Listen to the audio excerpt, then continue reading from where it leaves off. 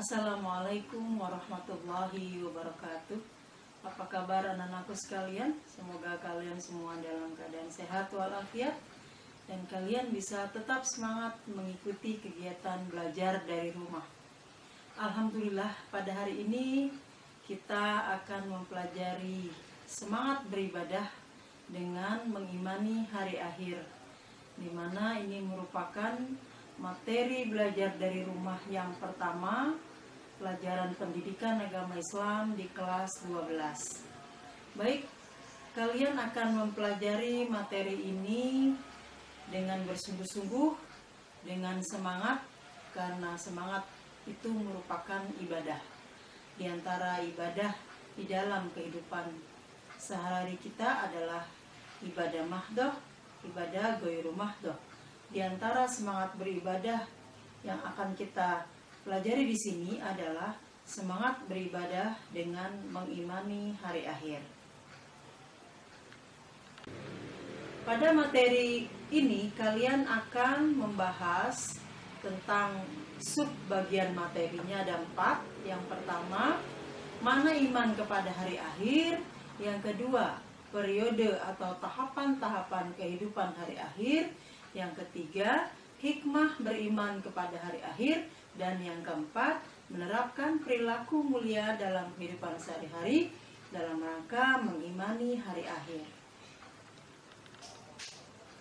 Baiklah, kita mulai dengan sub materi yang pertama, yaitu makna iman kepada hari akhir.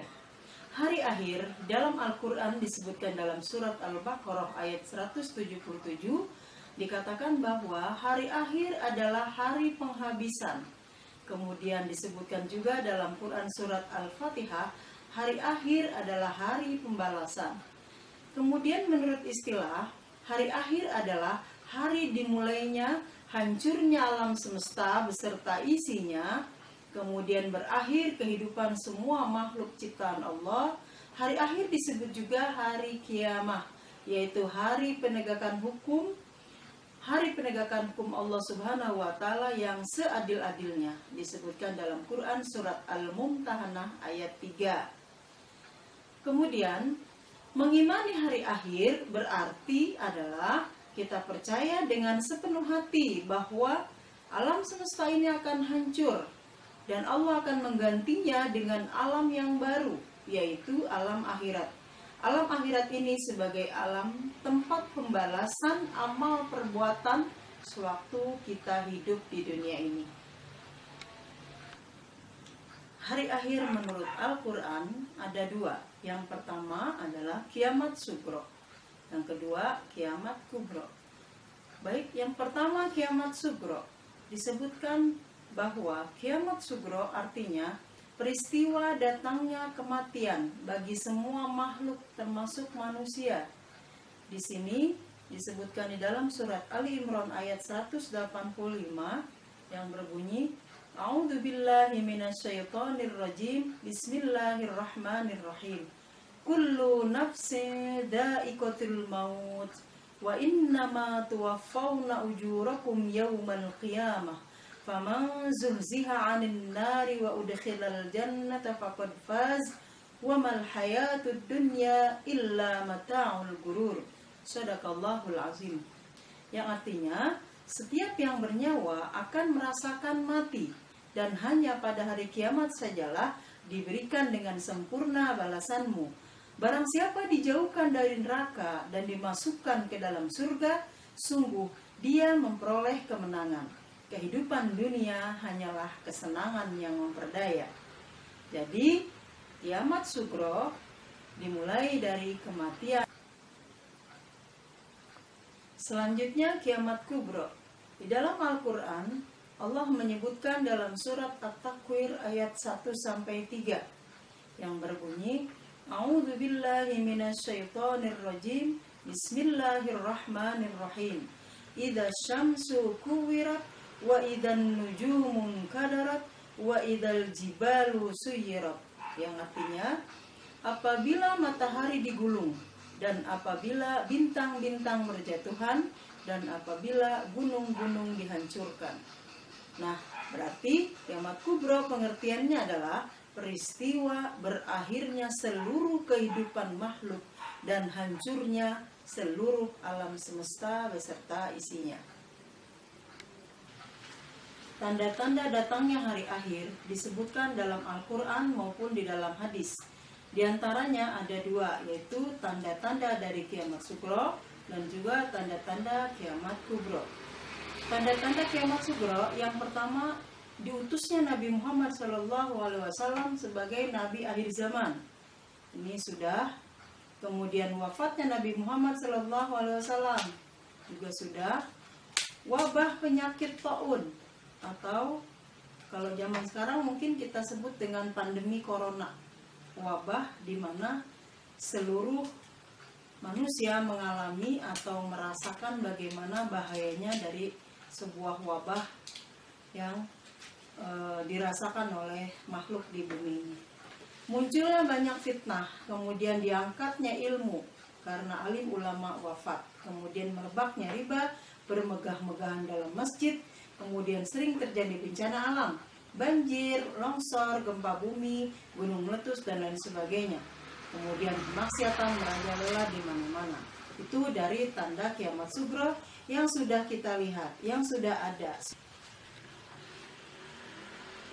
Yang kedua adalah tanda-tanda kiamat kubro, sebagaimana disebutkan dalam Al-Quran maupun dalam hadis.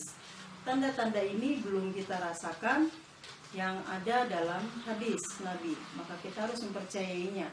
Pertama adalah akan munculnya asap dukhon, akan munculnya dajjal, akan munculnya binatang melata yang dapat berbicara dengan manusia. Kemudian terbit matahari dari barat, yang setelah itu orang beriman sia-sia. Kemudian turunnya Isa bin Maryam, munculnya Ya'juj dan Ma'juj, terjadi 3 gempa di timur, di barat, dan Jazirah Arabia. Yang akhir, api yang akan keluar dari Eden, yang akan menggiring manusia ke mahsyar. Demikian dari tanda-tanda kiamat sugro dan juga kiamat kubro. Submateri selanjutnya adalah periode hari akhir. Periode hari akhir ini maksudnya adalah tahapan-tahapan kehidupan pada hari akhir. Pertama diawali dari Yaumul Barzah. Apa itu Yaumul Barzah? Ini sama juga dengan alam barzah atau alam kubur, di mana dalam Al-Quran disebutkan dalam surat Ar-Rum ayat 55, dikatakan bahwa barzah adalah batas antara kehidupan dunia dan juga kehidupan akhirat. Manusia yang berada dalam barzah berarti dia sedang menanti untuk menuju alam kehidupan akhirat selanjutnya, yaitu Yaumul Ba'as. Yaumul Ba'as pengertiannya adalah hari kebangkitan atau hari dibangkitkan, di mana makhluk-makhluk ciptaan Allah yang sudah wafat akan dibangkitkan, di antaranya adalah manusia. Hari kebangkitan ini keadaannya seperti bagaimana keadaan orang tersebut sesuai dengan amal ibadahnya. Ada dalam keadaan terhormat, ada dalam keadaan yang tidak terhormat, sesuai dengan apa yang dia lakukan ketika hidup di dunia. Yaumul Mahsyar pengertiannya adalah hari dikumpulkannya manusia dan makhluk-makhluk yang lain yang akan menuju pengadilan Allah di sebuah padang yang sangat luas yang disebut padang mahsyar. Dalam sebuah hadis dikatakan bahwa Yaumul Mahsyar ini keadaannya sangat lama. 1 hari di mahsyar perbandingannya 50.000 tahun hidup di dunia. Selanjutnya menuju Yaumul Hisab. Yaumul Hisab di sini artinya manusia akan dihitung amal-amal perbuatannya. Allah menghitungnya mulai dari manusia itu akhir balik sampai meninggal dunia, yang diberikan dengan kitab catatan amal. Setiap manusia akan diberikan kitab catatan amal. Kemudian selanjutnya ada Yaumul Mizan. Setelah dihitung, dihisab, manusia akan ditimbang amal-amal perbuatannya, kemudian dipertimbangkan oleh Allah, akan dibuat perhitungan yang matang, kemudian menuju kepada Yaumul Jaza. Yaumul Jaza pengertiannya adalah hari pembalasan amal perbuatan. Apakah makhluk Allah ini akan menjadi penghuni surga selama-lamanya atau akan menjadi penghuni neraka selama-lamanya? Di antara nama-nama surga dan nama-nama neraka disebutkan dalam Al-Quran maupun dalam hadis. Yang pertama, nama-nama surga. Ada surga Firdaus, surga Adnin, surga Naim, surga Ma'wa, surga Muqamah, surga Muttaqin, dan juga surga Darussalam. Ini keadaannya bertingkat-tingkat sebagaimana digambarkan di dalam sebuah hadis Rasulullah yang sahih. Kemudian neraka. Di dalam Al-Quran disebutkan ada tingkatan-tingkatan nama-nama neraka. Dari neraka yang ringan siksanya sampai neraka yang berat siksanya.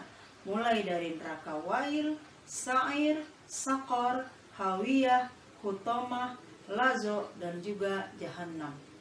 Semoga di akhirat nanti kita merupakan tergolong dari penghuni-penghuni surganya Allah Subhanahu wa ta'ala. Selanjutnya submateri yang ketiga, yaitu hikmah beriman kepada hari akhir.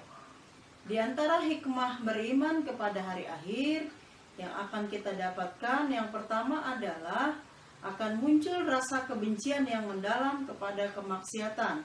Karena kemaksiatan itu akan menimbulkan murka Allah Subhanahu wa ta'ala.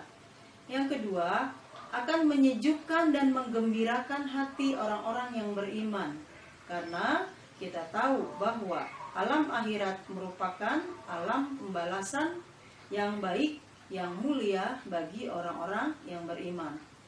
Kemudian senantiasa tertanam kecintaan dan ketaatan kepada Allah Subhanahu wa ta'ala dengan mengharapkan pertolongan Allah pada hari akhir. Yang keempat, senantiasa menghindari niat-niat buruk, apalagi sampai melakukannya. Maka ketika kita sudah beriman kepada hari akhir, kita menghindari perbuatan-perbuatan buruk itu. Yang kelima, menjauhkan diri dari asumsi-asumsi atau mengkiaskan apa-apa yang ada di dunia ini dengan alam akhirat. Kenapa? Karena sangat berbeda apa yang akan terjadi di akhirat nanti dengan apa yang sudah kita perbuat di dunia ini. Contoh, kita mengkiaskan surga dan neraka seperti keadaan dunia. Tidak bisa kita bayangkan bagaimana kenikmatan surga, dan juga tidak bisa kita bayangkan bagaimana balasan Allah di submateri yang terakhir dari bahasan hari ini adalah perilaku yang mencerminkan iman kepada hari akhir. Di antara perilaku yang mencerminkan iman kepada hari akhir, yang pertama adalah kita akan sadar bahwa semua perbuatan kita selama di dunia ini akan dipertanggungjawabkan di hadapan Allah Subhanahu wa ta'ala. Maka dari itu kita harus selalu berhati-hati, harus selaras dengan tuntunan agama. Kemudian rajin beribadah dan khusyuk, ikhlas karena Allah Subhanahu wa ta'ala. Karena ibadah yang ikhlas dan khusyuk ini yang dinilai oleh Allah sebagai nilai pahala. Kemudian kita selalu sikap optimis dalam menjalankan kehidupan dunia sebagai bekal kehidupan akhirat. Karena disebutkan dalam hadis Nabi, ad-dunya mazra'atul akhirah. Kehidupan dunia ini merupakan ladang amal untuk mengumpulkan ibadah bekal kehidupan akhirat. Selalu jujur dalam kehidupan sehari-hari. Contohnya, kalian sebagai siswa, jujur dalam ulangan harian, jujur dalam mengerjakan tugas, jujur kepada kedua orang tua kalian. Apapun yang kalian perbuat, dilaksanakan sesuai dengan apa yang kalian lakukan. Kemudian, memiliki sikap bertanggung jawab terhadap apa-apa yang diamanahkan. Yang terakhir, memiliki sikap adil dalam bertindak, dalam memutuskan segala permasalahan. Itu semua merupakan perilaku yang mencerminkan iman kepada hari akhir. Oleh karena itu, anak-anakku sekalian, Marilah kita semangat beribadah untuk mengimani hari akhir. Kita semangat mengumpulkan amal soleh. Kita semangat dalam menuntut ilmu. Dan semangat dalam mengumpulkan amal baik sebanyak-banyaknya demi kehidupan akhirat kita yang bahagia.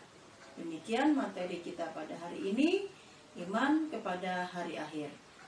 Billahi taufik wal hidayah. Assalamualaikum warahmatullahi wabarakatuh.